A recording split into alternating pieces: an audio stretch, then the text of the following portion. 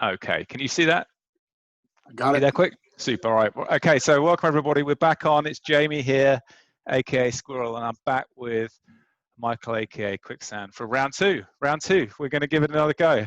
Yeah, I like it. I like it. I felt like we sort of hit a pretty good stride talking in round one, and we got a little feedback from some of our counterparts and colleagues in the FOF community, and I feel like we left a few strings untied and maybe, a few things not completely explored. So I don't know, we collectively decided, why not do a round two? Here we are.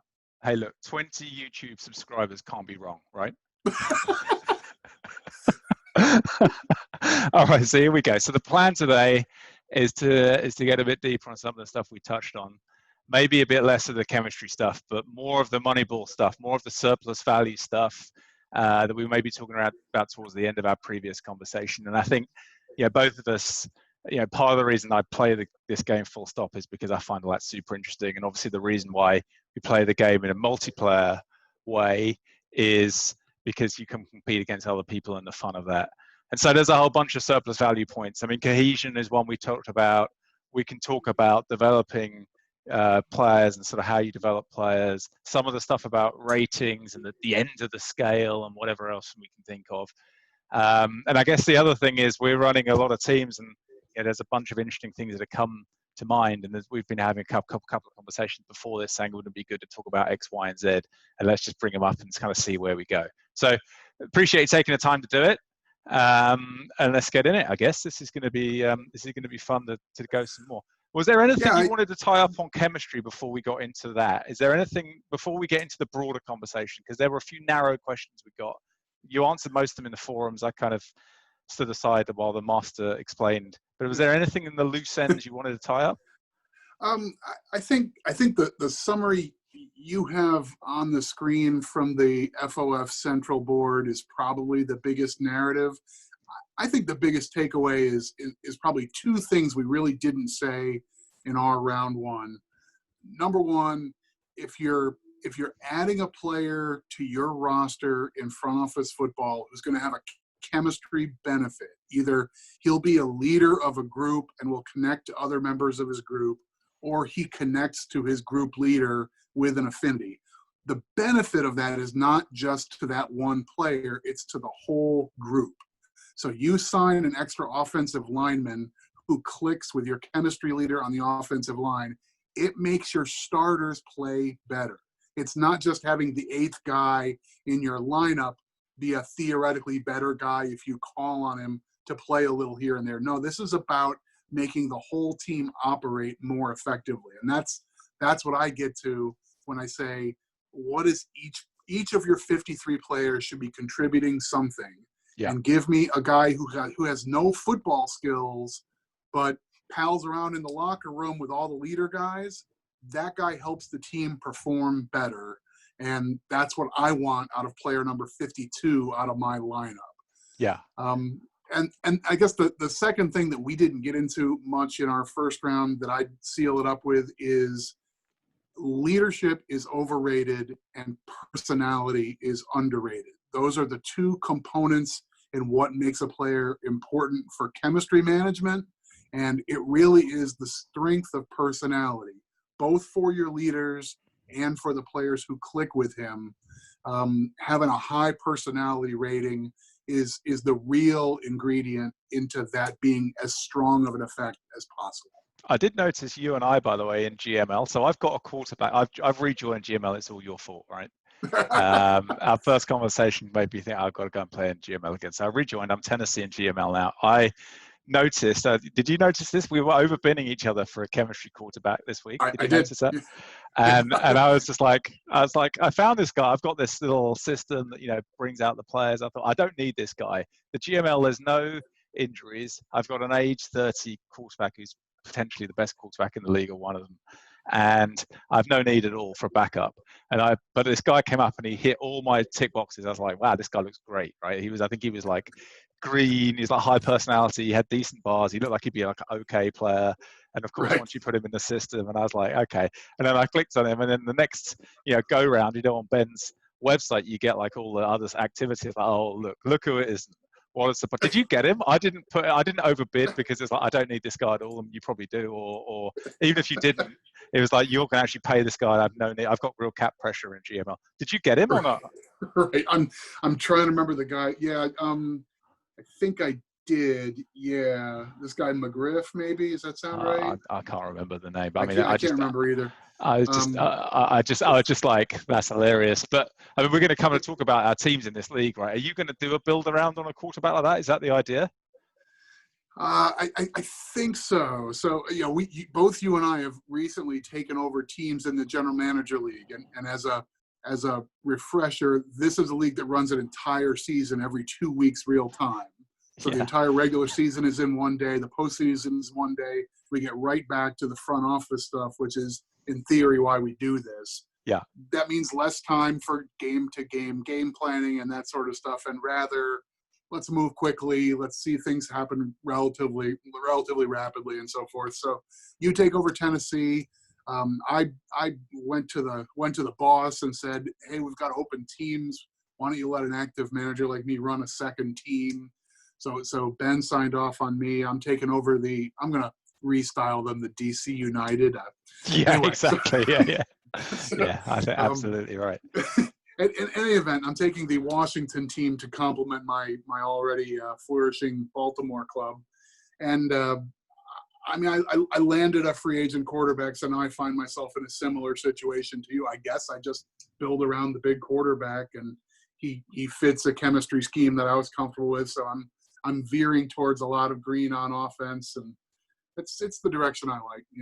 Yeah. Well, let's get one more thing just before we finish on chemistry, because someone asked me a question on the Red Zone Blitz forum, and I answered it. And what was interesting is you left a very enigmatic counter response. So I got a question which was, if you've got on offense, you've got the sort of, you've got to get all the chemistry groups right, and your 3 position groups. So you've got the backfield, you've got the receivers, and then you've got the offensive line, and then you've got this extra nuance where you then have to connect those 3 to the quarterback and get right. What people call a triple affinity quarterback, which is something that, as we've discussed, doing that seems to make everybody better. So you do it for the quarterback, but you maybe try and do it for your backup as well, and blah blah blah. So right. I was doing that, and somebody asked me, is that something you do? Does that make it easier than on the defense, where you don't seem to have, there's no overarching quarterback equivalent? And I said, yeah, I think it is easier. And you wrote on something like, maybe. What was that for? What's that about? I'm just a little hesitant to say we have put a padlock on something and it is now completely solved. Yeah. So when the chemistry system was first introduced and the quarterbacks were plugged into it in earlier iterations of FOF, the quarterbacks were listed as having connections with the 2 defensive group leaders. So when you had a quarterback, potentially he would be shown as linking with all 5 leaders. And then later in the game, through a patch, I don't remember what iteration of the game this was, through a patch that disappeared. For a while at least, you would still you're trying to sign a quarterback and it would tell you that your defensive backs leader didn't like him. I don't remember. I'm not even certain that that's out of the game, but to the extent that these things have been done in patches and that might have been a little hasty, I'm inclined to think that's most likely been completely cleared up, but I wouldn't go to say that that's a completely solved matter. But hang on a minute, because this is the most advanced chemistry team in the history of multiplayer front office football on our screen right now, and your defense and your offense aren't in the same group. So why, sir? Why are they not in the same group? Right. I honestly, this chemistry system for the chitterlings, or chitlins, as we would say here in the States, that team basically has been built on the same chemistry for a long, long time, going back multiple offerings of front office football and multiple years of real time. So short version is that offense is all in, I guess they call it the pink group. Those are the 9-10, 12-1, 1-2 guys. defense didn't build that way initially, something like 35 seasons ago, and Yeah. it's hard to It's abandon just an entire group. Yeah, well, do you know what? That's a fantastic segue. So let's talk about that, because we want to talk about surplus value, and we want to talk about other stuff that chemistry kind of links to, and the other obvious big one is cohesion. And we said we'd try and have a case study. I am in the middle of this exact thing, my Red Zone Blitz team. So this is let's have a segment on this show and call it Dr. Quicksand Agony Uncle, because my Red Zone Blitz team, right, is 2-3 at the moment, and my quarterback is misfiring badly. So can I tell you what I've done, and then Dr. Quik can explain to me whether it's just the way the game's meant to work, or whether I've done a big boo-boo, right? Because I think it's a really interesting, neat summary of the strategic questions that you face, and whether or not I've addressed them sensibly or not, I don't know. But anyway, on the screen, can you see my quarterback in the Red Zone Blitz? And if anyone's watching this on YouTube, if you haven't already done this, you should make the resolution on the screen 1080p, because otherwise you won't be able to read this, right? But if you make it 1080p and go full screen, you should be able to read this like I can. So this is a player card for a quarterback, and he's called Rico Sharp, and I traded for him, right, with Minnesota in this past off-season Red Zone Blitz, and I sent 4 first-round picks and 2 second-round picks. So I sent the farm to get this guy, right?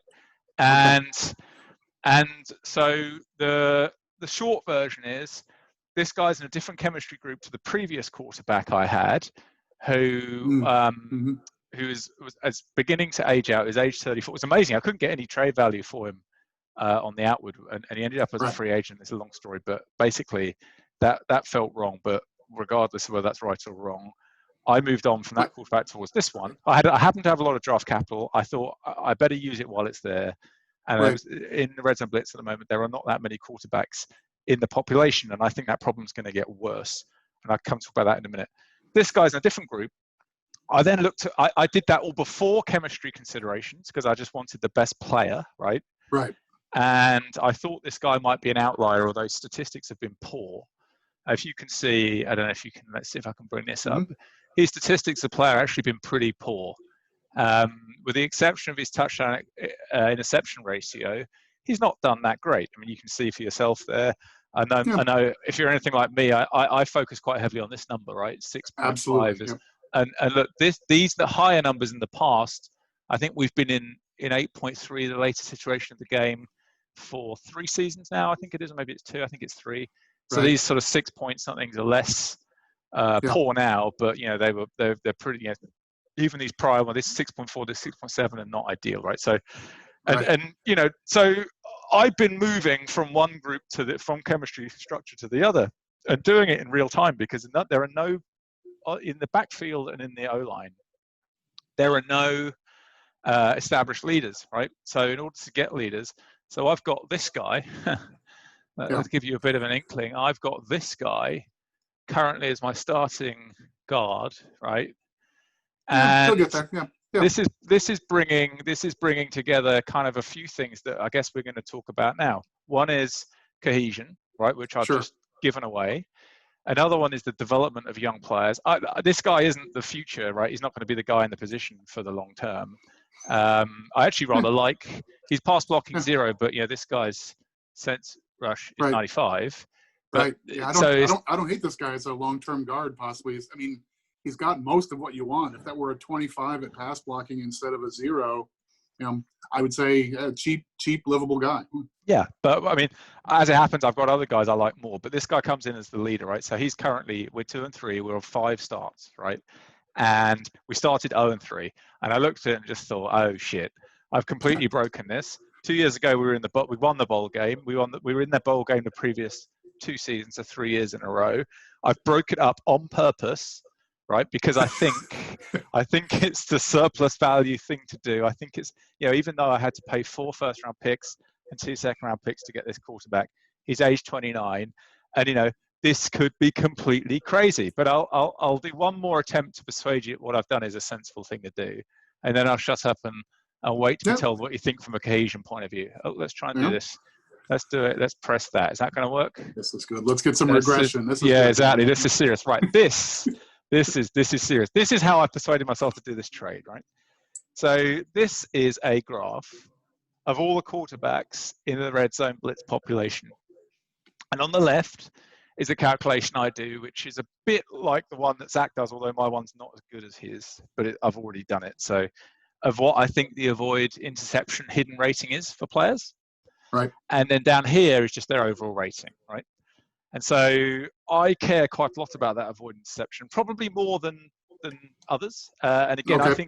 I think until recently, certainly in a year ago, in real life years, 18 months ago, real life years, I think avoid interceptions was something which was being undervalued in certainly in the leagues I was playing in. You could Yes. go like when I joined IHOF, right?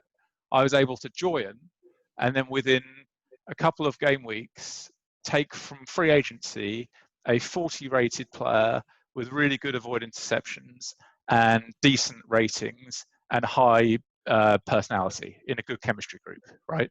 You couldn't do that today because people have twigged all this stuff. And yeah, I would agree. yeah, that's not, yeah, it was one of these guys. If you look sort of on this graph, they had a 40 odd rating, but they were right up here, and they were kind of one of these guys, but with high personality, right? And a good, Right. yeah, good other boss. Anyway, all those ideas have been arbitraged away in Red Zone Blitz. There's none of that. But this guy, this is sharp up here, and blue dots is the ones under the age of 30. I basically looked at this graph and it told me try and get one of these guys. And you know, sharp was made available, and there was a bit of a bidding war, and I won it, right? And you know, I think a lot of people think I overpaid, and perhaps I have overpaid. This was my previous quarterback, by the way, this guy down here. And many of the best quarterbacks in the league are in this batch. So there's nothing wrong with being down here. I just targeted up here. And yeah, that's pretty much the whole story. We've given away cohesion. We're taking time to rebuild chemistry. We're 2 and 3. What do you reckon? I'm not sure I have a lot that's non-obvious to say here. I mean, the proper setup for a discussion like this is you've already fed me all this information in a lot of detail, and I've done a ton of research, and I have these big, aha moments. I'm not sure we've got an aha moment. I guess I would say if you think Sharp is a real ace, if you think he's got an 80 or 90 or 90 something rating in avoid interceptions, then look at his stats for whatever team. I don't play in this league. I don't know the owners or the systems. I tend to take statistics for both quarterbacks and running backs with a big grain of salt because I think they're very system dependent. But that, the average per attempt in the 6s, even during the old school when you could ride pretty big with that number, still being down in the 6s and 7s, that looks like a pretty, 66, 67%. This looks like a conservative offense. Yep. I don't think this guy should be throwing half as many interceptions as touchdowns. I think that ratio should be 3-1. Yeah. Not 2-1. Yeah. Do you know what? I think that's a sensible observation to make. I think that the team I traded from is a run first team. Look, this is where we could start talking about game planning now. His short passes is 0, right? I'm starting to think that I need to come up with a different game plan. Look, I still think that this trade was okay. I'm kind of 50-50 on it. When I did it, I thought I was like 60-40, of course, otherwise you wouldn't do a trade. But it was always going to be risky. Who knows whether this pans out for me? It's going to be a bit idiotic if it doesn't, because I've basically had a really high cohesion setup, and this is where we come back to cohesion. Cohesion seems to be really important. The clearest way to, and I can't quantify the impact of cohesion, but the clearest way to do it is in single player. If you ever play the game in single player, the first 2 or 3 seasons, it's sort of you're doing okay, and then as long as you're playing sensibly, after 4 or 5 seasons, you start just demolishing everyone, and you start just demolishing everyone, and then it just becomes a game about whether you can keep within your cap all the players that you're using to smash everyone, right? And then it's I didn't have that problem here. The other thing on Sharp, by the way, is he's cheap. So I've signed him for 5 years cheap. So if it does work in 3 or 4 years, it's going to work well. But if it doesn't work at all, then I've just thrown away a good situation for a worse one. So one more quick observation on Sharp, and this is back to my thinking about zeros and hundreds might be underappreciated as data points. Um, what if his rating in short passes, I intimated this might be a possibility when we talked a while ago. What if that rating is not really a zero? It's like a -40 on our 0 to 100 scale. What if he is just absolutely inept at everything from 0 to 10 yards? What are you throwing? You're probably throwing 20 attempts in the 0 to 10 yard range in a game, Yeah. 25. I mean, And 2/3 of your third down attempts, three yeah, quarters. right. So, so let's say he's abysmal there. I don't know. I mean, you've got a 5-game sample size on your team that you could, without punishing yourself, this doesn't have to be a self-flagellation exercise, but if you look through the game logs for 5 games and looked for the bad pass count, I mean, I feel like the quarterback being attributed a bad pass, he just blew it. I think that's basically what the bars for the pass distances are there to show you his ability to avoid blowing it. Yeah. If this guy is blowing it on 5 out of 20 short passes a game, that could make those should be mostly completions. And if he's blowing an easy 8-yard pass by just messing up because he's happens to just be bad at that one thing, then that could explain almost everything about this dude.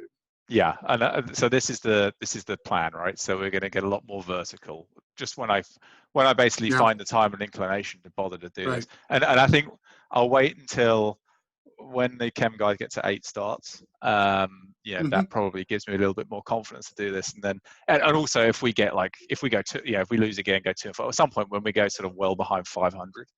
I'm just going to be like, right, okay, we're just unleashing it now. We're just going to start throwing long every time. I have to consult Zach on how to do it, and we're just gonna have to do that because otherwise it's just gonna go. But for this guy, and also I'm probably gonna need to get a bit more of a running game because on 3rd and 4 we probably need to think about running a lot more than you would if you had a decent short yardage quarterback. The last one, the guy that I traded away for a 3rd round pick, which doesn't seem massively smart in retrospect, but let's see, was exactly that. Dink and dunk. Hey, it was perfect, right? And we were moving the ball. But look, it's not all bad with shot. We've already had one 500-yard game on offense, so it's not all bad, but it's very inconsistent at the moment. And chemistry and cohesion is a big part of that, right? I don't like being inconsistent, and it's not really my style. The way I play this game is, we talked about it before. I'm all about the 10 and 6, right, and just being consistent year after year after year. This is kind of a little bit countercultural for me, and I did it. This is part of why I did it, right? We talked about this when we were talking before. You do stuff in this game for fun too, and it's fun to do an audacious mega trade and see if it works out. So kind of we'll see how it goes, and if it doesn't work out, so be it. Right.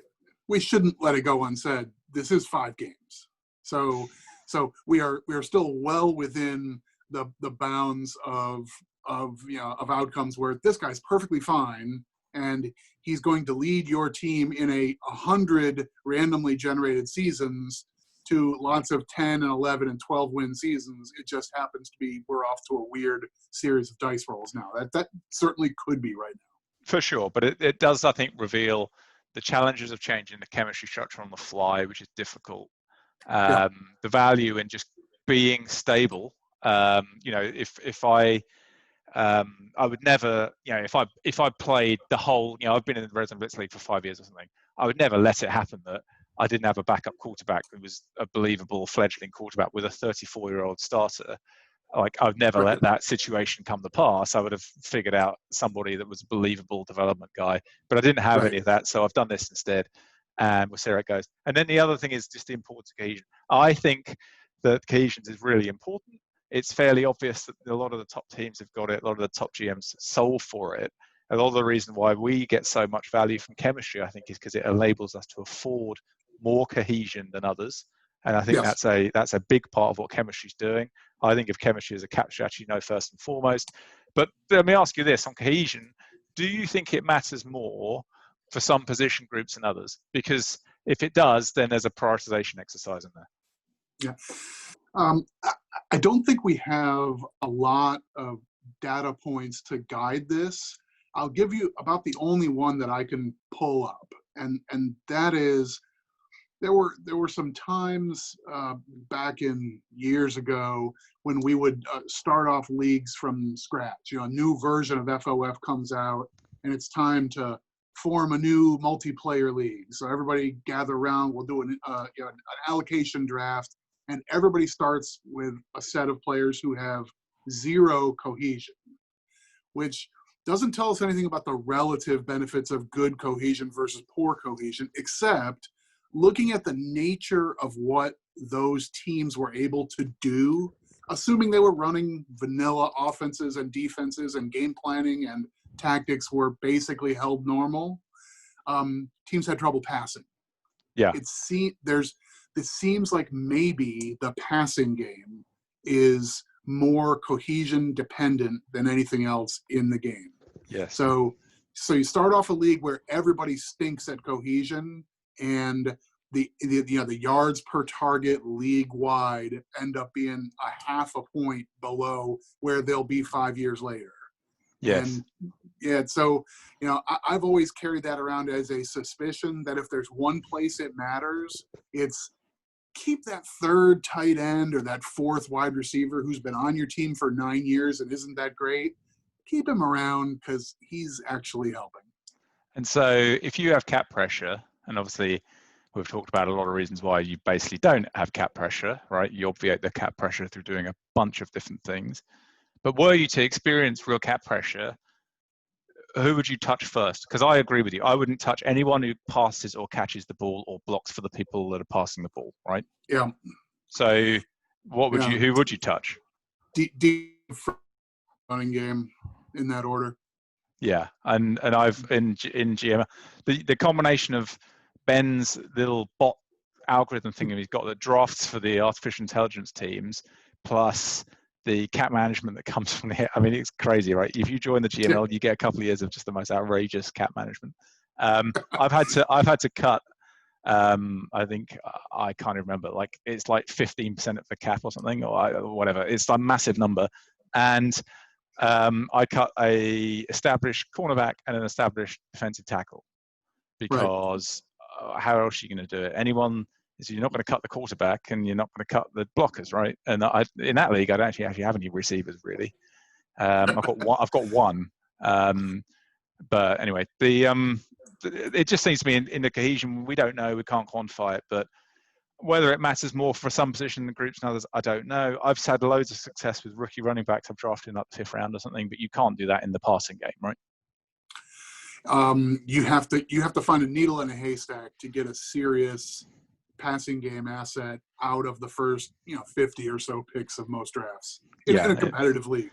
Your red zone blitz, the IHOF, the GML, even with a fair number of AI teams in the GML, the 12 sharps in that league will pick clean the bones quick. Yeah, and well, we should come on to talk about the GML draft because I was kind of intrigued by that. All right, so that's cohesion. So it's a clear set. So if you're someone watching this and you watched our chemistry one and you think that's too much effort, I'm not going to do that. Fine, right. But cohesion, everyone should be doing cohesion. Cohesion's kind of obvious, right? And you've got that player who's a borderline player in the team, is on the bubble. Don't cut him, keep him. But then there's other flip side of that. There's a different side to the coin, which I think we should talk about. We've touched on already. Sorry, go on. Before we leave cohesion, let's try and make one clear takeaway for folks who don't know how the mechanics of this work within the game. Oh, please. And that is for a player to help you with his experience on your roster. Remember, what the game looks at is how long has he been on your team. It sounds like the number of games he's started or the number of snaps he's played may have some connection, but the principal thing is, year on team and how long has that been. So a 9th-year veteran versus a 3-year veteran on your team, not in the league, but on your team is the big measurement. He's got to be on the field to benefit your team. So having a 10th-year guy sitting inactive doesn't benefit your team. the 10th year guy with a chemistry benefit does. So the game deals with those differently, and we should say that as we're trying to preach this gospel a little bit. Yeah, and a couple of things on that. So in the Ben leagues, you get this amazing, helpful grid, and you get the on-team column, so you can check that out. It's helpful. I guess the other one is, if you're going to be doing that, then one thing that I found myself trying to do is, like, say I've got a aging tight end. I don't want him to get the ball, right? I just want him to be on the field. So you can try and game plan to have him in blocking, or he goes out and run routes where the ball goes nowhere near him. A lot of those sort of two type. I quite like it does seem like a little surplus value play to get a cheap, not very good tight end, but he's been on the roster for 9 years, and then you're doing heavy, two tight end sets, and then the guy never gets the ball. I mean, that just seems like a sort of a sensible thing to try to do if you can. Yeah, and again, this is going to be, your mileage may vary, whether the time it takes to construct one or more formations this way in your game plan is worth the difficulty, because that is pretty tedious. I find populating a game plan in this game to be pretty tedious, and I went through it at some length to try and do stuff like this largely. I use a 12 formation, the base two tight end formation. 2-1-2, right? Yep. Yeah. Or 1-2-2. Right. 1-2-2. I'm sorry. Yeah, I use a single back, two tight end formation, which I believe is one of the three formations that the game will more or less let you use as much as you want without really running into the sort of familiar penalties and so forth. Yeah. I run the 1-2-2 formation pretty regularly, and in my offense, my Y tight end doesn't get targets. It's the T tight end, the sort of second tight end, who gets the targets. And my Y tight end is going to be a cohesion guy, maybe a blocker. And same thing with in my trips wide receiver formation. I have one of the three wide receiver formations is a decoy. Ideally, I want it to be a high route running guy, but someone who I don't really need to throw targets to. If he can get double coverage, great. But I want other guy. I have a pure split end and a pure, really a pure slot guy in my trips. Yeah, I can't quantify any of this, but it just, whenever I've been, I'm normally reasonably successful in this game. In the periods where I've managed to be very successful, it's because the second wide receiver on the roster is brilliant. If you can manage to get two, then you are miles ahead. And it's obviously the real challenge to get, again, in a league with loads of high quality competition, and it's very, very difficult to get two. Many of the top people that you're competing against in this game, you see them just constantly taking high upside shots at wide receivers, which causes me to think they're thinking roughly the same thing as me. Again, looking at Sharp, my wide receiver 2 at the minute is arguably the best or like top 5 in the league. And so I should be doing much, much better than 2 and 3. And he's age 30. He's age 32 as well. So I've given that away as well. But whatever. So cohesion. So cohesion, we've got, you've only got 53 roster spots, right? And we've got, some of them are populated with our special teams guys. Some of them are populated with our chemistry, GIMP guys. Some of them are who are rubbish players, but they're chemistry assets. Some of them are now, there's a few of these cohesion guys who you don't want to cut, but thankfully they haven't asked for too much in renegotiations. That's great. And everybody in the roster's serving a purpose. That's all great. How the hell do we develop rookies at the same time as that? So the challenge I've always found is literally my roster, I can have like space for 2 or 3 a year maximum, right? Mm-hmm. And I don't like putting them anywhere near the field. So we're talking about surplus value, right? One source of value to me seems to be, don't play your rookies, right? Just don't play them. Don't let them get anywhere near. This isn't the NFL, right? Where you've got endless injuries and rookies see the field consistently. It's not, right? It's different. It seems to me that if come back to this guy that I had, let's find him.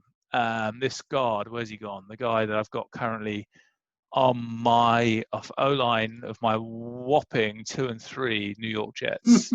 Right, here they are. So this guy, these little bars down here, experience, darker blue bar is greater. Being a right guard, which is what I'm asking him to do, he's 6 out of 9. This thing goes up to 9, right? Right. In my world, The people that see the field for me, they've got 9. What about you? So I would say, yeah, I don't know. I'm a mixed bag. So I think it's a good, healthy struggle between taking a player that you think has a role on your team longer term. Now, in this case, you've decided to start him because of a chemistry angle. He's going to become a leader. Once he clicks in, maybe your presumption is you just put him back on the shelf and he sits there forever. Yep. as a a cheap ornament, which is fine. I think it's more challenging. Yeah, I think it's more. Yeah, I think it's more challenging when you've got the situation where you've drafted, an offensive lineman in the second round who is similarly a 4, 5, or 6, and maybe you don't have a mentor at that position to help him along, because that's another tough thing to try and squeeze onto the roster when you're trying to do all these other things. Yeah.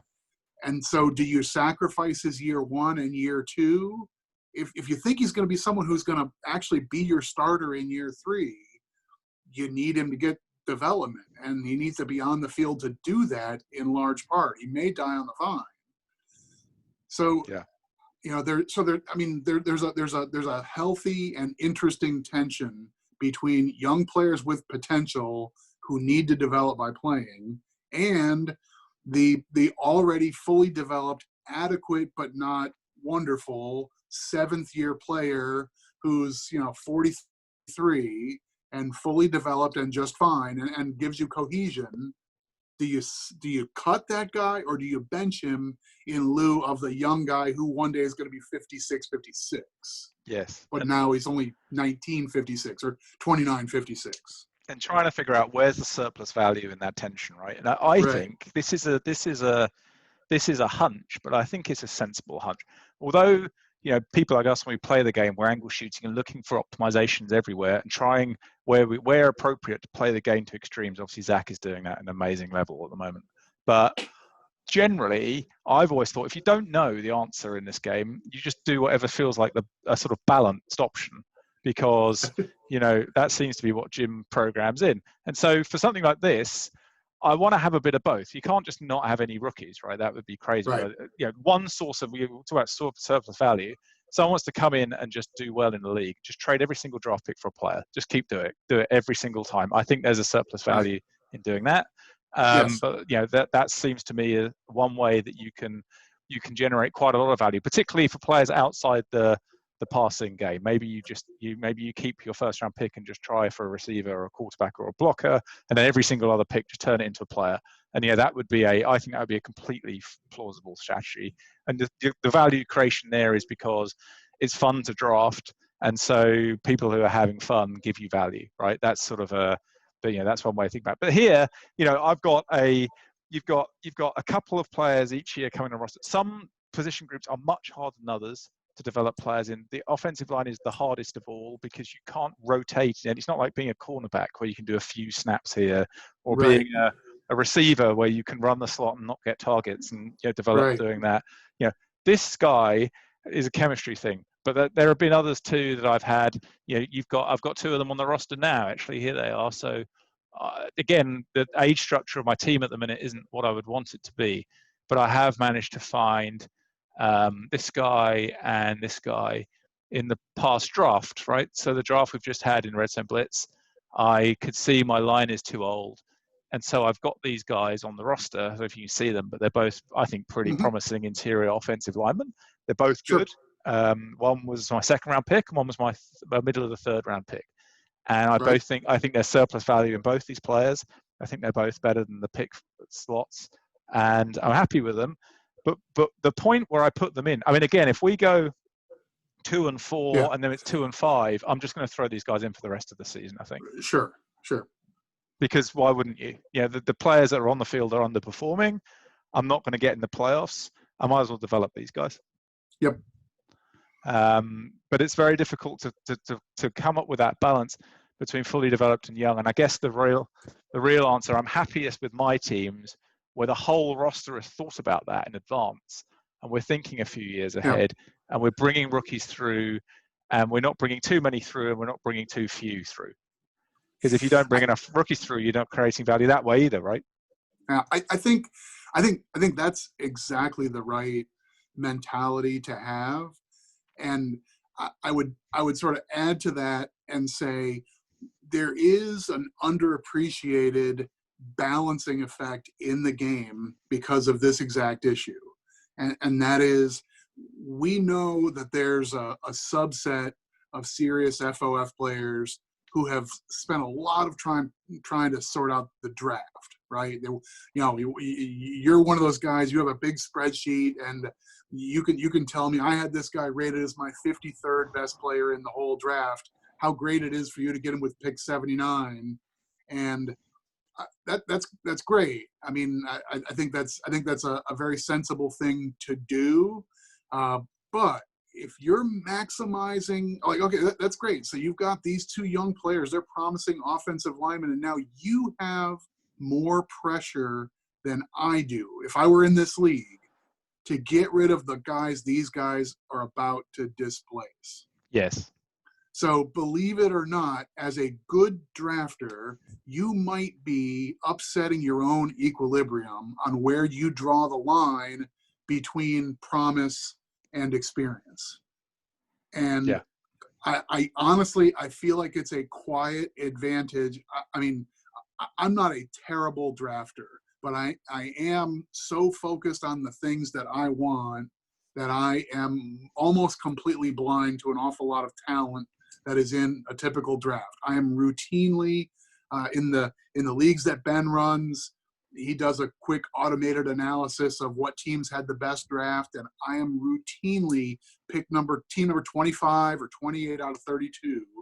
Even though I'm drafting at pick 27 because I won 12 games, but I had another terrible draft. Yeah. And I'm okay with that because I get the 3 or 4 players I need, and I whiff on my second rounder, swinging for the fences or whatever. But it ends up being I'm keeping that 7th-year guard in place longer than you will because you got hot dogs like these two guys ready to come and they're breathing down his neck. My guy sticks around a few years longer and gives me cohesion. He's fully prepared to play the position, and actually I'm okay with it. Yeah, and look, I think that I'd have one of these guys in an ideal world. I don't know, maybe one of these guys gets traded eventually, but I needed one, so I drafted 2, which I think is another way that you should think about playing this game as well. All right, so that's development. I don't know if there's a real answer in there, but there's obviously a balance to strike. And from a value point of view, you're definitely not maximizing value if you just throw loads of rookies in, and you're probably not maximizing value if you don't have any rookies at all. So there's obviously a balance in there somewhere. Difficult. If we want to punctuate that, like we have with the first 2 segments, I think I would say that your first instinct is go for the shiny object. The young player with the big green bar has a lot of potential. Wouldn't that be wonderful if he fully develops that potential? So let's do that now. Let's put our first 6 draft picks right out there on the field. When you do that at the expense of unexciting but veteran and accomplished players, there's a consequence there that not everybody realizes. It's a more mature point of view to realize that there's an opportunity cost of giving these youngsters their due right away. Yeah, exactly. And if you're trying to get 10-6 every year, you probably won't find your rookies playing very much. Right, next one. I'd like to talk about this. We talked about the void ratings thing, the zeros. So let's talk about big boards and drafting, because you mentioned it, right? This is your pick in the most recent GML draft, and I loved this pick, right? I thought this pick was fantastic. I absolutely love this pick. Here's my big board. Hang on, let's see if I can bring it up. I had it, here we go, somewhere. I had it on my other screen. This is my big board for the GML, right, in the last draft. And there we go. And here he was. He was number 3 on my big board, and he was picked by Baltimore with pick number 18. So it went off the board 1, 2, 18, 5. And so you think, whoever took out 18, that looks like a good pick on my numbers. My numbers are never perfect, of course. It's just a bunch of numbers, but a hell of a pick, right? Now, this guy's got an endurance bar, which is either 0 or is going to be very close to it. Has he come out as a 0? Have you looked? I have looked, and I'm gonna have to pull it up in game while we're talking. So Yeah, I'd need a minute to look it up. I have looked at him. I don't think it's an absolute void. I think he's a 12 or something there, Right. And I which guess would be good that's, news. and this is your point, right? Your point is that if it's a 12, then you know it's a 12. If it's a 0, maybe you just don't know what it is, right? Maybe it's minus Yeah, X. and honestly, with endurance, we could probably get 4 or 5 of your red zone blitz friends all around a table to talk about the endurance rating for 90 minutes Yeah. and not resolve much of anything. I could tell you a story about how I got hoodwinked by Jim Gindin in the International House of Football League over running back endurance and held a grudge over it for 2.5 years real time. And I remember there was one point where you posted something like maybe endurance is just like an Yeah, overall multiplier of how good they are at everything, right? In which I'm case, this pick's not as good as it looks, right? right. Because if I'm that's true, clinging to that as a possible theory. I'm still sticking with that as a live idea. so that's the idea that because this guy's got low endurance, actually all the other wonderful things you see, because this guy's elite at everything else, he's just not really Right, doing it very often, according to these bars. right. He's elite at everything else, but no, that's not actually what it's telling you. What it's telling you is that everything else is actually going to get multiplied by like 0.6, and it's just going to be, this guy's going to be league average, right? That's my fear. Maybe, Right. yeah, and who And knows, right? so while you're offering me laurels for being bold enough to select him at pick 18, I will note that this was not my first pick in this draft. I took another receiver earlier than him. Okay, so let's see Who who you took you had him on your earlier. big board at the 20th rated guy or so. He's a more Hang on. conventional, across the board, do it all type. So hang on. Pick, Where am I looking? These are the you have receivers. Parker yeah, that guy. Van something. Okay, Yes, hang on. yes. So Parker Van something. Fellow from the lowlands, looks like. Yeah. Oh wow. Okay, that's another one, right? I mean, that looks. Why did I think got him so far down? Oh, that's because this was a super deep draft, right? This last GML draft, I thought. It was a peculiar draft, yeah. I mean, if you look at, I mean, I'll come back to that in a minute. If you look, but I mean, I took this guy who I thought was great, 28th, right? And I mean, not saying Right. is a show-stopping superstar, but I mean, there've been times where to get a guy like this, I've had to have a top Pick 10 10. pick and maybe even Yeah. a top 5 pick. I mean, in some Right. situations. I mean, I thought it was a really, this most recent GML draft, I thought was a really stacked board. I always think you can tell that when the draft goes quite fast, right? Although in the GML everything goes fast, but certainly in other leagues, the draft goes slow is because people don't know who to pick, right? If you've got a Right. receiver like this on the board at 128, it takes you 5 seconds to realize that you should give that pick a try. But if you are agonizing between, two players in non-premium positions and you're trying to find a way to trade your pick away, that takes longer, right? So, but no, the guy that you took, I thought was, I think he's going to be, again, we talk about surplus value. I don't know. I mean, one argument is there's no surplus value there because that endurance equals 0 is going to kill everything else. And then the other argument, which I think is the better argument, is Mm-hmm. this player is really good. He might only be able to play in one formation, but who cares? He can still be a 1,000-yard receiver of very high efficiency, and maybe because he's doing less snap counts and stuff, he might even be cheaper to buy second time round, right? I buy all of that, and I also will say back to, I mean, we talked about specialists within your heavily used formations. Yes. On the game plan I intend to use for the team he'll play on, I have a pure split end role in my trips formation. So when 3 receivers are on the field, my flanker is a decoy. My split end is mostly going to get downfield passes. Very few of them are going to require coming across the middle. So I don't necessarily need much courage. I think this guy's going to come out in the 50s, not in the 20s in courage. So that's fine. Yeah. But he's not going to be a star at cutting across the middle. So when I drafted these 2 players, my mind was, this guy is my split end. I will also say, in my mind, when I see guys who have these ratings that top out at 93, 97, 97, I give them a half click down, as those aren't 100s. Yeah. And a player with a range that maxes out at 100 might have a couple asterisks where he's actually 130. I know you've heard me say this, Yeah. but I buy that as a theory here, and he doesn't look like he's got any of those. Yes. So I think this guy's going to be fine, but I don't claim to be the draft guru that you and I'm sure a dozen other people are well ahead of me in this regard. But it wouldn't shock me if he turns into just what you said. He's a good role player whom I can sign without having to pay an absolute premium and gives me, 1,000 yards on 8 yards a target. Yes, take it. Oh, yes. Yeah. Middle of the first round. Yes, please. Yeah, I mean, you can disregard in this big board everybody on defense because my defensive scouts are terrible, which is something I need to work on. But my offensive scouts are pretty poor as well, but they're better.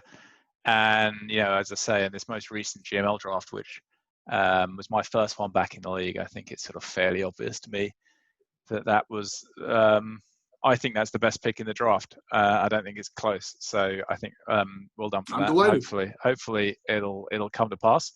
And so that's kind of, but on the void thing, again, we talked about this guy Sharp, who's got 0 for short passing, which is all passes, I understand it, between 0 and 10 yards. So that's going to be a lot of fun for me figuring out how the hell to deal with that. All right, so what else have we got? I guess that's most of the sources of value I thought were the sort of headline ones. We've talked about chemistry, obviously lots. We've talked about cohesion. We've talked about managing the development and the age structure of the roster, the development of individual players. So you've not got too many young players or too few is fairly obviously a value thing. We've talked about what a 0 rating could do to kibosh you and what a 100 rating could do. And then I guess we should just think about other stuff and some of the things we haven't talked about yet. In the Red Zone Blitz League, there's been a real any league that Julio plays in, or Shane, Julio Riddle's his username, right? He is so big on intelligence, particularly I think on the O-line and maybe in a defensive backfield as well. I get the sense is another area where he's super focused on it. All these guys are intelligence, like over 70, over 80, and I think the logic is to avoid penalties, for example. Penalties, yeah. Yeah. And are there any other things like that jump to mind for you? Kind of these extra ratings you get? We care about personality loads because of chemistry effects, intelligent. Do you care about any of the other ones? I try not to. I mean, forgive me for being a little blunt, but yeah. Like look at that rating, the punishing hitter rating. Yeah. Which to me is, with one exception, an absolute enigma. I mean, I've heard people speculate that it connects to causing turnovers or causing injuries or things of that nature. What we sort of cracked early on in the cycle with front office football is that the players are loaded with a few static ratings that don't develop on a normal pattern, but they show up fully developed and basically stay that way. Punishing hitter is one of those for everybody who plays defense, and its principal value seems to be that players with a strong bar there, that's a good indicator that they're overall pretty useful players, and vice versa. But is there some value to that? I mean, if you could somehow design your own 2 teams that have a control and an experiment and run the season 1,000 times with no injuries, would the team with identical players with 100 punishing hitter versus 0 punishing hitter be just better in lots of ways or better at specific things? I don't know. I can't fathom it was put in the game for no reason at all. For no reason, exactly. So that's where we heard like we're looking right now at this wide receiver on screen, and he's got a near void in adjust to ball. Now, as I recall, we think adjust to ball is the ability for a receiver to maybe compensate for a poorly thrown pass and complete the catch anyhow.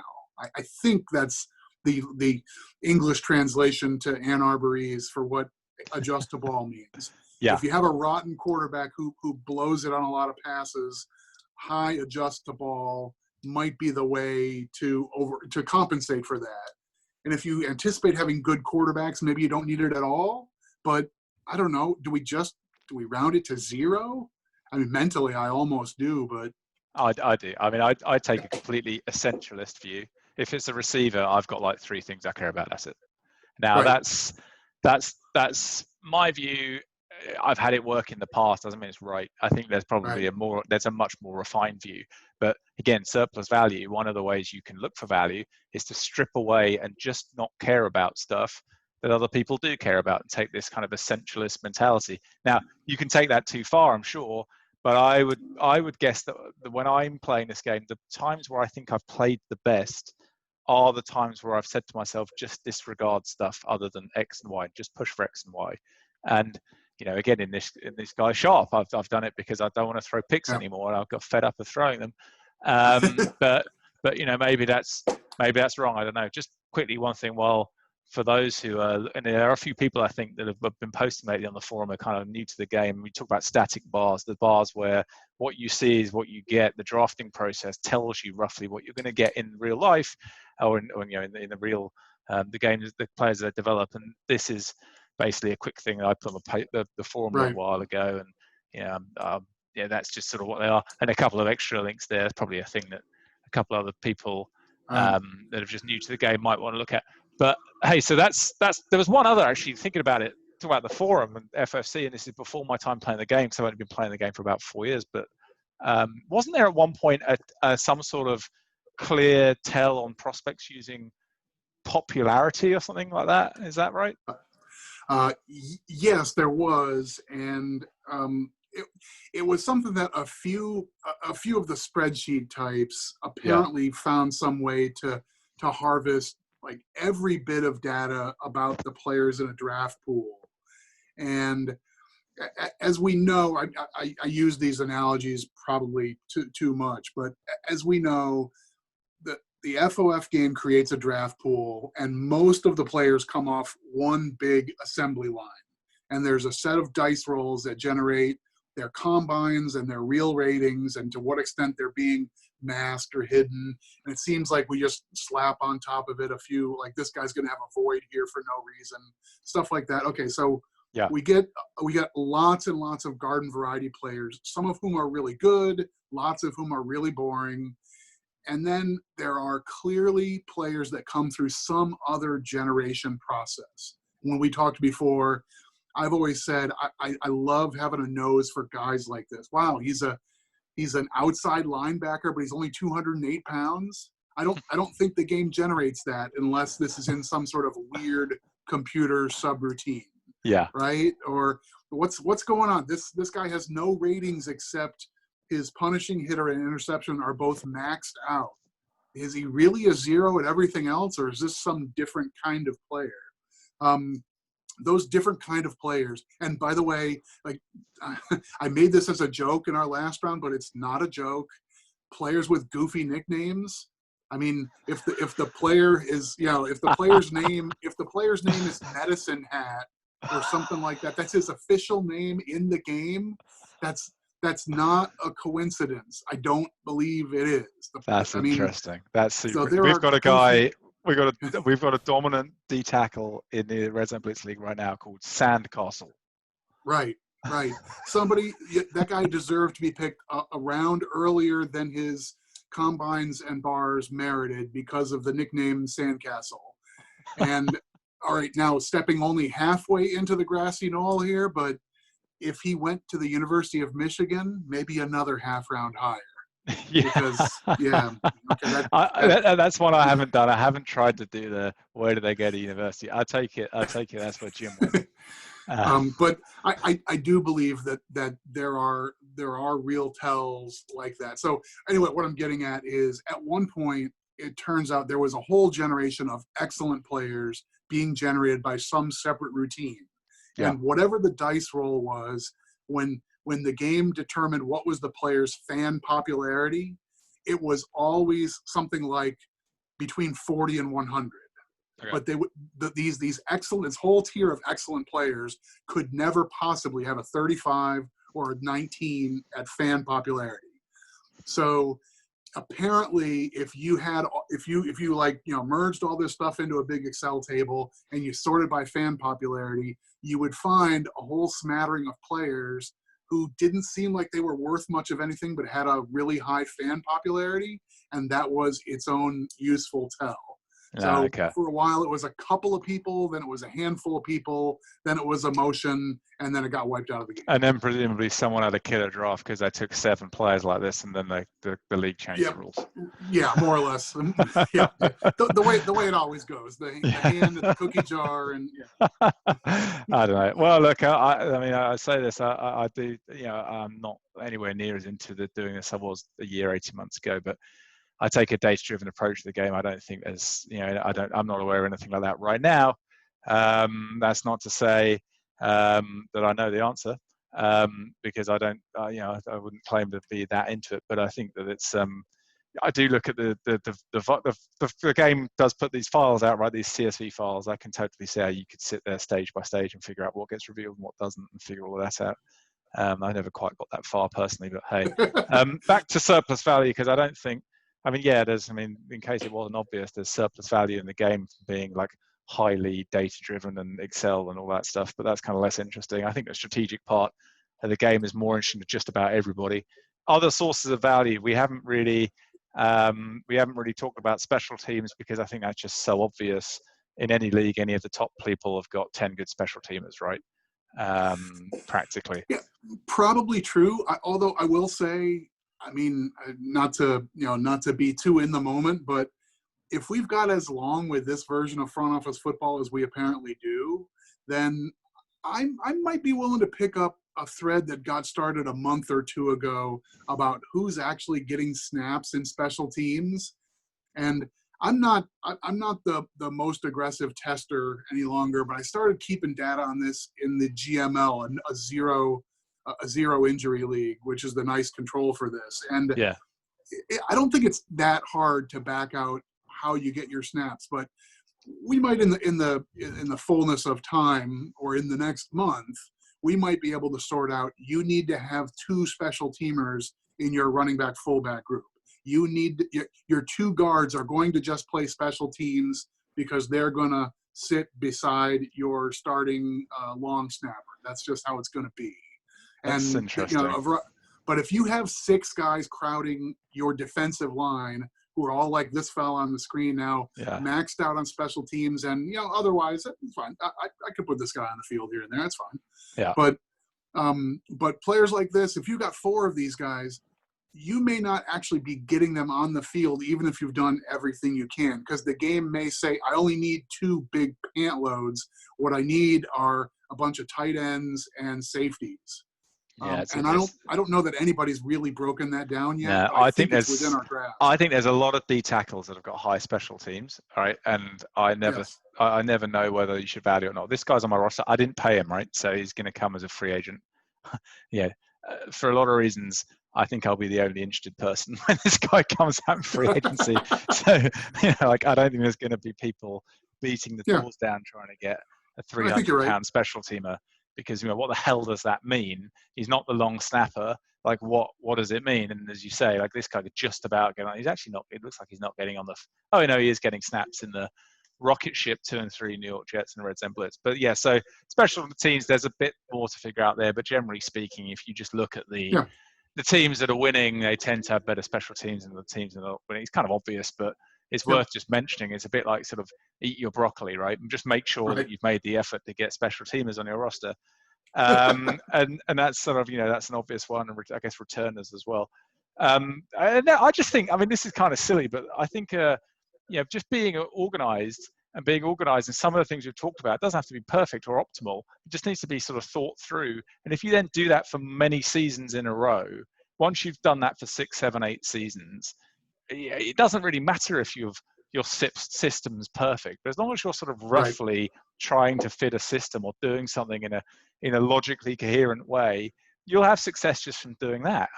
I'm the poster child, by the way, for the opposite at the moment with what I've done in Red Zone Blitz, where I've just okay, I don't want a couple more seasons of just sort of, I'm going to do something much more radical, because I think that's, I think my probability of winning the bowl increases slightly from doing that. But generally speaking, I wouldn't do that. What I've done is very atypical, right? I didn't want to do it because I thought it was like the best thing I thought it was the best thing for me to do in the moment, but I don't think it's how I would play the game if I'd been the guy that was running the team I run for the last 10 years, there's almost no chance I would have done that, because I would have been organized for 6, 7, 8 years in a row. I would have had a backup with development upside and all the rest of it. I guess, does that make sense to you, just as being organized is a sort of source of value? I think that's absolutely fair. And it's fine to just go into a rookie draft without any particular idea what you want to do and let things come to you. It's fine. If you got a good team and you're picking at pick 25 in every round, then you don't have to worry about those top tier players. Those big receivers are going to go to other people, and you're probably not going to go get that.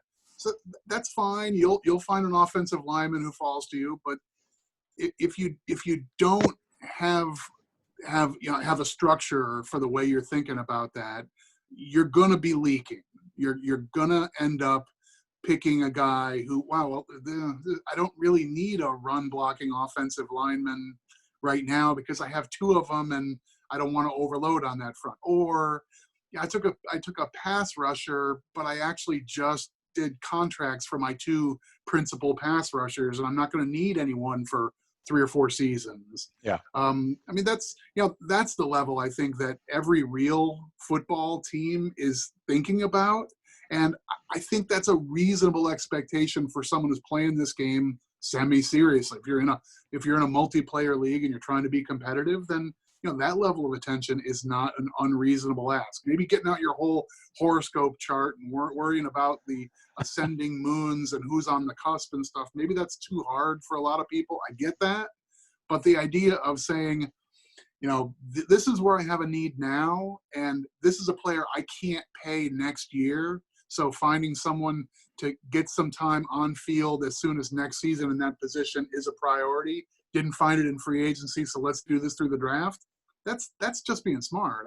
I think that's a reasonable expectation. Yeah. Yeah, and being consistent. And the other one, I guess, is it's kind of it's an information thing too. It's kind of staying aware of what's going on in the league and just making sure that everybody that sort of roughly fits your mold, you're keeping tabs on them. And I think that's a lot easier. I mean, again, I'm back in GML at the moment. It's a lot easier in the leagues that Ben runs because he does maintain these fantastic little systems that we can benefit from, where you can go online and just sort of look at your team and it's so easy, right? I wonder if that distorts the market almost a little bit, makes it a bit too easy. I think there's something to that.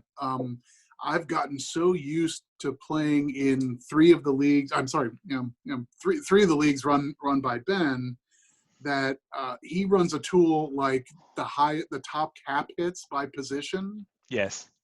So when I'm in free agency and I see a high quality player that I'm preparing to make a big investment in, how useful is that to be able to see the top 10 players at safety for the whole league? This league right now, with its cap space and its ownership, you can go right there and say, well, here are the top 10 paid safeties in the league. So if I'm bidding on an 80 rated safety, what does the market seem to bear for that sort of player? And I get a much clearer idea what to do there. I mean, how useful is this page you just pulled up? Yeah, I've used it all the time. When you're in competitive free agency for high-end players. So, I mean, let's just show how we use it, because, I mean, it's interesting to see if you use it differently to me. So let's say that we're looking at, a defensive end, right? And he looks like a pretty good player, and maybe he's going to be good, right? And you think, well, how much am I going to pay for this player? And the way I tend to look at it, if you click on the position types, you should get, here we go, they come up and they count, here's the cap cost, right? And on this, let's say you want a player and you're just trying to buy league average, right? You're just trying to buy the 32nd best player. There's 2 defensive ends in most teams, obviously on the field. 64th best player is the sort of marginal replacement level. The first player is obviously the best player in the league. The 32nd player is the league average ones. How much should the league average cost for you? It should cost about this amount, 17.5, right? And if you're in some other league, like I am obviously in other leagues as well, I will just click on the player, because that's interesting as a little data point. And then hopefully when it comes up, you get the percentage of the cap, right? So I don't even have to work that out for myself. I can go, there we go. So there's a percentage of the cap, 2.5%. League average, defensive end, don't pay more than 2.5% of the cap. And then if I'm sitting there, that's how I think about it. What about you? No, I love looking at it that way, and I especially I especially value it when it's time to bid in the great unknown, right? I mean, we know, yeah. I mean, yeah, we probably can go super deep on a topic like this, and maybe that's in in episode 3, or you and the Red Zone Blitz gang can take this up or whatever. But the idea, like the art and science of bidding in free agency, I absolutely adore. It's funny that the guy on screen is one I let walk away from my team. So after what appears to have been a marvelous season, I said, "Get lost," so because I wasn't going to pay him. I wasn't going to pay him 8% of my cap. Okay. I mean, but it's I mean, it's the contract. I mean, I've been sniped by you, right? The amount of times I've been sniped by you in this game is ridiculous. So you're gauging it. You're gauging it. I imagine we're gauging it in broadly similar levels. You're probably doing it a little bit more skillfully than I am, but I think that we're trying to do the same thing. And again, it's all about cap management. So the reason we were talk about chemistry for ages, it's all about cap management. It's having more production on the roster than the next guy, which again is probably as much as anything else about having more cohesion on the roster. Because one of the things you can't see in any of these things we put on the screen here is when you have a mediocre player and then they play and you get a lot of snaps and they do league average performance, and then they come back and they ask for much more than the league average cost, Right. And when that happens, you can't keep them, which is probably what's happened here with this guy. I don't know, or whatever, doesn't matter. And you or I won't keep them, right? Because our cap's too difficult, or at least we'll be much less likely to keep them we might be more likely to keep them because we've got more cap because of chemistry. That's sort of the point, I guess. That's the overarching point. But it's that's the tension. And one of the things that I see you do, and I spend a lot of time trying to do, is basically buy players with no guaranteed money, and give myself massive amounts of optionality. And cutting down to 60 and 53 is difficult for that reason. You do that too, right? Oh, absolutely. I'm a chronic abuser of weaknesses in the game logic, and so I mean, I think that's probably a topic we could put a pin in for potential future discussion. But like, how does the game decide what contract is better than another, and the right way to maximize value in free agency and renegotiations and so forth? Yeah. Maybe that's obvious. That would be honestly, that would be a good one. Sure it's obvious. We could do free agent stage 7, which seems to be the magic one for me.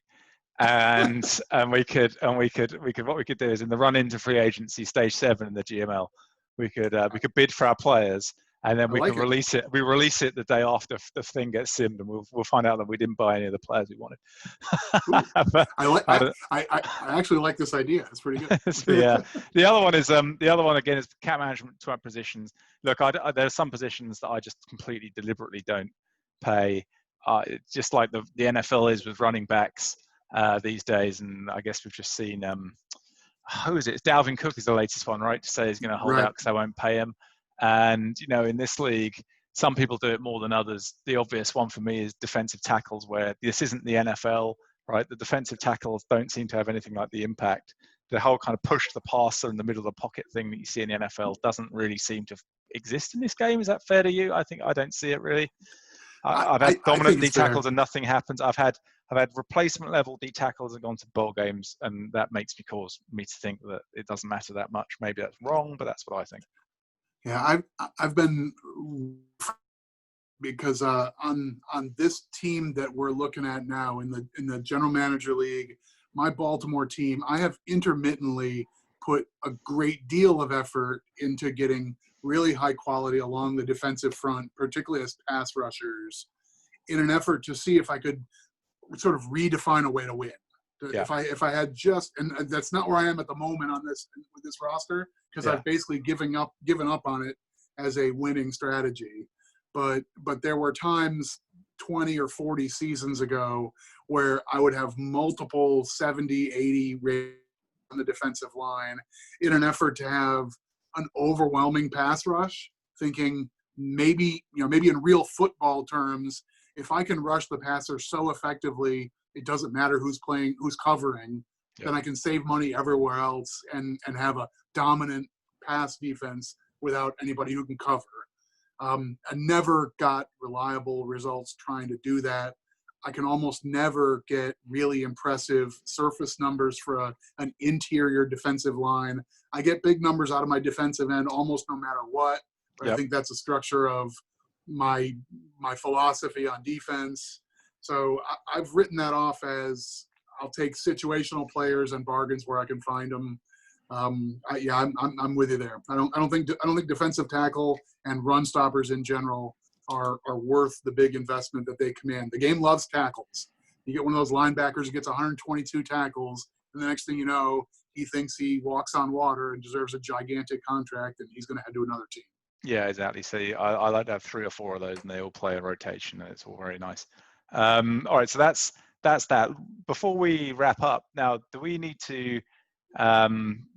We've touched on the GML plenty of times, and I've decided. I mean, you maybe can you see it from this? I don't know. I've decided to play in the GML, which I've rejoined recently. Intentionally, completely disregarding all the things you've just said. Right? I'm not going to do any of it. Right? I log in for 10 minutes. Right. Yep. I get my little spreadsheet thing to tell me which players I think are going to have the nice big red bars. I Right. put in contract bids, and then I turn it off. Right? Well, that's all I'm going to do. Right. So I see bright yellow ratings for your starting quarterback. Yeah. So which is going to help. That's and a nice left tackle apparently. So and this guy is like the best O lineman in the. Well, he's got the highest rating. He's got low intelligence. Sure. Okay. Yeah. So you got a really nice line and an excellent quarterback, and that's an awfully good safety net to decide that it's time to let's try and cross Niagara Falls here without a pole. Let's see just how nuts we can be. So yeah, that's okay. If you want to be a Walenda here, it's all right. Well, it's interesting. When I started this team, I had one receiver. This one, he's called Penna. He's quite good actually. And I've now you can tell it's me because I literally had one usable receiver, and now I've got 1, 2, 3, 4, 5, 6, 7, 8, 9, 10 others. Right. Which is Perfect. what do I prioritize highly? Some fraction of these will be okay. I just signed in the GML. It moves so fast that I think players do get missed. You can pick up decent replacement level players, and the other thing is because it's no injuries, no one carries depth. Right, that's a big difference versus the other leagues. In the GML, no one carries depth at all, and 4th, 5th, 6th, 7th round picks, people don't really care so much. It's a different mentality because it's no injuries. If you're outside a lot of the stuff we've just been talking about, chemistry and all that sort of stuff, you could believably carry like a 30-man roster in the GML, or whatever the number is, 40.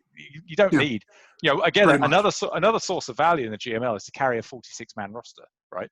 Don't have I think isn't it like the game? There's like some number in there that the game. It probably isn't a big source of value, but the game doesn't count them for cap. Whatever, it's probably.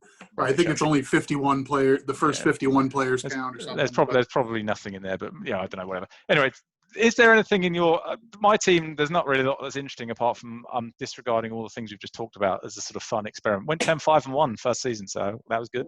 Pretty good. We'll see if we can keep going. What about your teams? Is there anything interesting going on that you want to talk about there because you're Baltimore, but now you've taken over the Washington team, as I will also call them, which used to be my team, by the way, many moons ago. Yeah, that's right. Yeah. And anything there that jumps out? Probably not any longer. When we spoke a couple of weeks ago, that was a full season ago in GML terms. It's kind of like talking dog years, right? Yeah, exactly. So there was a full year ago with the GML team, and I was a mess with my roster. As you can see, just by color scheme, things are coming together now. I've settled on most of my chemistry structure. I made one big decision. You'll see the standout player in my receiver group is a fellow with a purple name. Yeah. He was a tough decision for me. 70-something rated running back making like $60 million. Yeah, I saw this. This is great. I didn't know what to do with this guy. And then I don't think this was a great brainstorm, but no, you're being too modest. This is brilliant, right? So this guy, for the benefit of others who haven't got the history, this guy was a very highly rated wide receiver. He's 200 pounds. Sorry, let's start again. Sorry. Very highly rated running back. He's 200 pounds. He's 5'11". He's got the body shape of a wide receiver. He was very highly rated. He's gone in, and you can't see it anymore, but his yards per carry as a running back was lower than 4, right? It was Right. it was mediocre Pedestrian. at best. It was Yeah. poor, and it was like, what the hell is going on with this guy who is super highly rated? He's like 70 rated player. What is Right. going on? And I totally agree with what you've done here. I think the answer is he was in the wrong position. This is the inverse. What's that guy on the NFL, like Ty Montgomery, right? Who was running, Yes, it was a right. running back with like 85 on his back or whatever. Yeah. This is the reverse. This guy, everybody thought he was a running back, but he is in fact a wide receiver. I think this is going to really work. Are you not excited for this? This is very cool, huh? Yeah. So I will say he looks better on this page than he does to my good scout. Okay. And that's a bad sign. So if the whatever this is, the league convention or the average or the imbecile scout who the league has hired has graded him at 59 potential, I think my scout has him at like 52 or 54. Yeah. So I think he's fine. My team really did not have a wide receiver 2, so by virtue of switching him over, we did, and he's going to be fine. At $40-some million of base salary the next couple of years, I probably don't need that cap space. I'll probably keep him, but I'll probably either try and flip him or I'll let him walk after these couple of seasons, and he'll be a 7th, 8th, 9th player. So I'll squeeze a couple of good years receiving out of him, but this was a little bit of a conundrum. I mean, maybe another thing to put a pin in for future discussion is the facility of switching positions in this game is unrealistic for real football.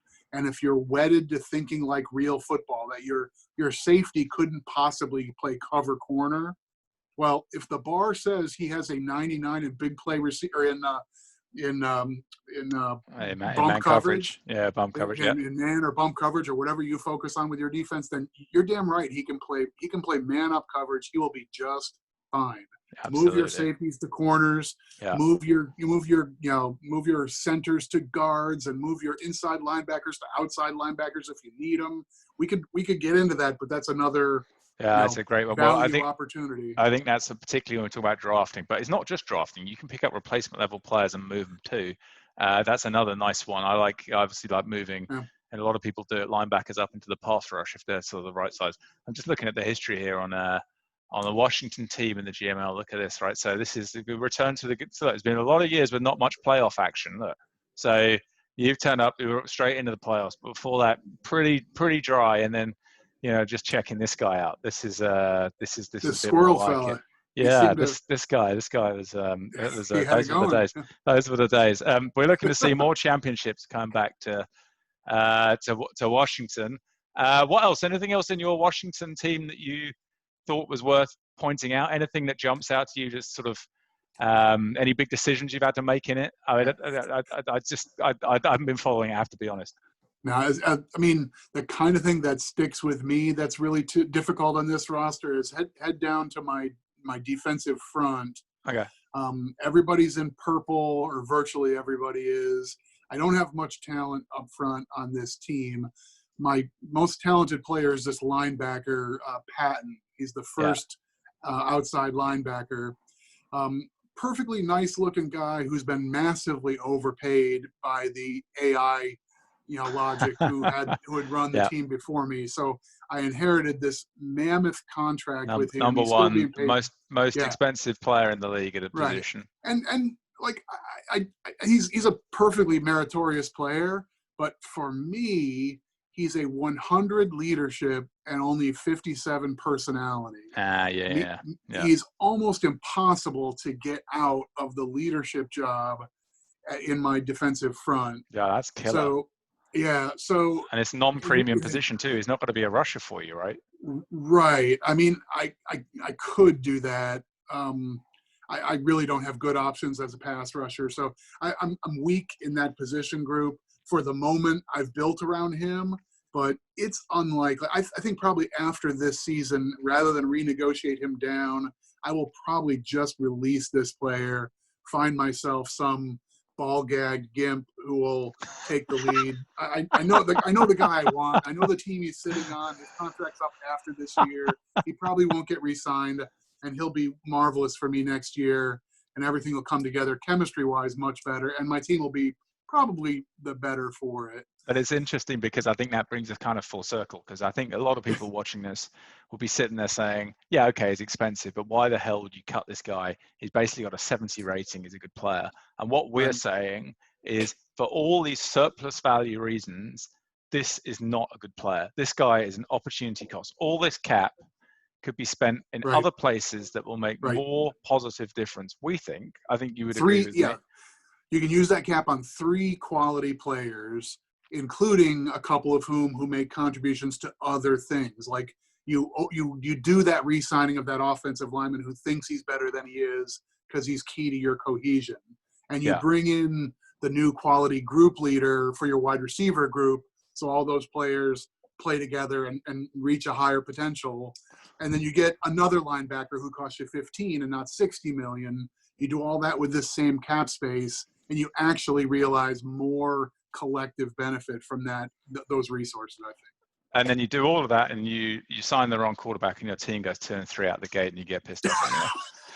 Well, here we are, full circle. I don't know. That's kind of what I got. I think I don't know, that was loads of fun. I appreciate you doing that again. We got a few things in there. I think when we I made a note, and we should maybe drill even further in some of these things, because I find it very interesting. I do.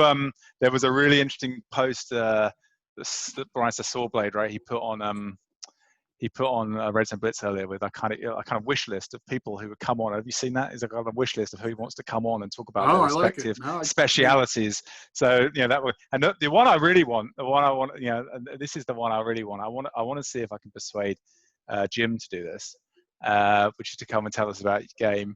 And Jim, as I understand it, finds himself in a subtly different employment position now to where he was maybe a month or so ago, for which we wish him, of course, well. I just wonder whether I can do that.